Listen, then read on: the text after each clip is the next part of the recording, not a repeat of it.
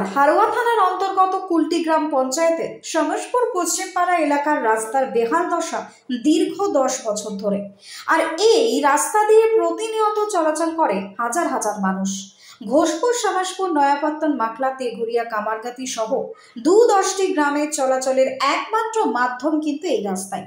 অথচ এই রাস্তারই বেহাল দশা, তাই প্রায়শই দুর্ঘটনার সম্মুখীন হচ্ছেন এলাকাবাসীরা। পাশাপাশি এই রাস্তা দিয়েই পার্শ্ববর্তী কামারগাতি উচ্চ বিদ্যালয়ে যাতায়াত করে শত শত স্কুল পড়ুয়া।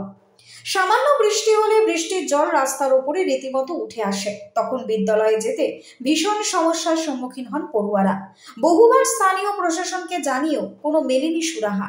স্থানীয় গ্রামবাসীরা জানান, জনপ্রতিনিধিরা শুধুমাত্র ভোট নেওয়ার সময় প্রতিশ্রুতি দেন, কিন্তু ভোট মিটে গেলে তাদের দূরবীন দিয়েও আর টের পাওয়া যায় না।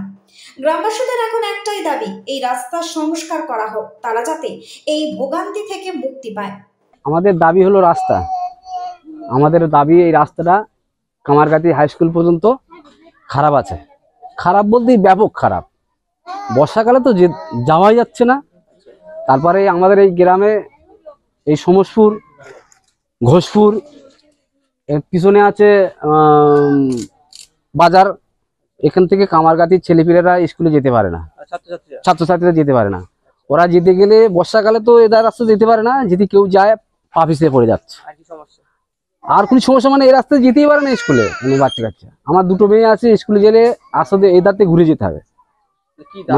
আমাদের দাবি রাস্তা, আমাদের রাস্তা দিতে হবে, করে দিতে হবে ওই নির্বাচনের আগে। হারোয়া থেকে সুকান্ত দাসের রিপোর্ট, নিউজ বঙ্গ টাইম।